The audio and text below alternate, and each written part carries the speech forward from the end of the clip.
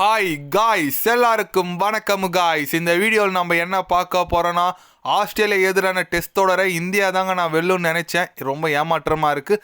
அது மட்டும் இல்லாமல் ஆஸ்திரேலியா ஒன்றும் பெரிய அணி இல்லைங்க. ஆஸ்திரேலியா அணி இந்தியாவுக்கு வந்தாலும் ஆஸ்திரேலியாவுக்கு இந்த நிலைமை தான் அப்படின்னு சொல்லிட்டு நமக்கு எப்படி சொல்லுது, நம்மளுக்கே சப்போர்ட் பண்ணி பேசியிருக்காரு பாகிஸ்தான் அணி நட்சத்திர வீரர் பாபர் அசம். அது மட்டும் இல்லாமல் ஆஸ்திரேலியாலாம் ஒன்றும் பெரிய அணி இல்லைங்க அப்படின்னு சொல்லிட்டு ரொம்ப கொஞ்சம் ஆவேசமாக பேசியிருக்காரு.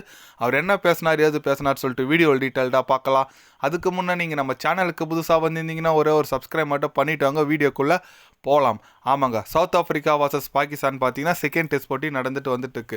அது முடிஞ்சோடனே பத்திரிகை சந்திப்பில் பார்த்தீங்கன்னா பாபர் அசம் என்ன சொன்னாருன்னு கேட்டிங்கன்னா, இந்த ஆஸ்திரேலியா போட்டி, இந்த ஆஸ்திரேலியா தொடர் குறித்து கேட்டாங்க. அவர் என்ன சொன்னாருன்னு கேட்டிங்கன்னா, நான் இந்தியா தான் ஜெயிக்கும்னு பார்த்தேன். ஏன்னா இந்திய ஆஸ்திரேலியாவில் ஒரு 10 ஆண்டு பயங்கரமாக டாமினேஷன் பண்ணிட்டு இருந்தாங்க.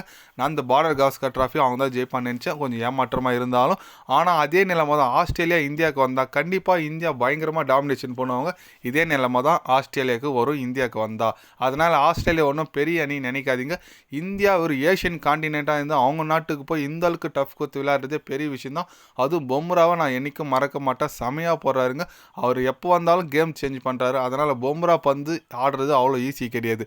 அது மட்டும் இல்லாமல் இந்திய அணிக்கு இருக்கிற பலமே அங்கே ஃபாஸ்ட் பவுலர்ஸ் நல்லா இருக்காங்க, ஸ்பின்னர்ஸ் நல்லா இருக்காங்க. கண்டிப்பாக ஆஸ்திரேலியாவும் இந்தியாவுக்கு வந்தால் ஆஸ்திரேலியா அணிக்கு இந்த நிலைமை தான் அப்படின்னு சொல்லிட்டு நம்ம பாபர் அசம் பார்த்திங்கன்னா இந்திய அணிக்கு சப்போர்ட் பண்ணி பேசியிருக்காரு. நம்ம பங்காளி பாகிஸ்தான். எஸ், அவர் சொல்கிறது கரெக்டு தாங்க. என்ன தான் இந்தியா அங்கே போயிட்டு நம்ம தோத்தாலும் ஆஸ்திரேலியா இந்தியாவுக்கு வந்து நிறைய டைம் இந்தமாரி மொக்க வாங்கிட்டுலாம் போயிருக்காங்க. 4க்கு 4 தோத்துட்டுலாம் போயிருக்காங்க ஆஸ்திரேலியனி. அதெல்லாம் நான் ஒன்றும் இப்போ நம்ம ரொம்ப ஃபீல் பண்ண தேவை. தோத்துட்டோம், ஓகே. பார்டர் கவாஸ்கர் ட்ராஃபி எல்லாமே ஒரு ரெக்கார்ட்னா அது பிரேக் பண்ணதுக்கு யாருன்னா கண்டிப்பாக வருவாங்க. அது ஒன்றும் பெருசு இல்லை, விடுங்க. பட் அவர் சொன்னது இன்னொரு பாயிண்ட் என்னன்னு கேட்டிங்கன்னா, ஆஸ்திரேலியா இந்தியாவுக்கு வந்து அந்த நிலைமை இருப்பாருங்க. அது 100க்கு 100 உண்மை.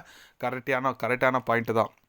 அதேமாரி பொம்ரா பற்றி பேசியிருக்கார். பொம்ரா உண்மையாக யார் இருந்தாலும் கேம் சேஞ்சிங் பண்ணுறதா நிறைய பேர் சொல்கிறாங்க. அதுமாரி ஏற்றமே தான் நிறைய சக்ஸஸ் பண்ணி கொடுத்துருக்காரு. ஏன்னா T20 வேர்ல்டு கப்பெலாம் தோக்க வேண்டிய மேட்ச் நம்மளுக்கு நல்லா போட்டு ஜெயிச்சு கொடுத்தார். நம்ம பொம்ரா ஜெயிச்சு கொடுத்தாரு. அந்தளவுக்கு ஒரு நல்ல டேலண்டான போலர். கண்டிப்பாக இந்திய அணிக்கு அவர் தான் அடுத்த கேப்டன் கூட சொல்லிட்டு இருக்காங்க.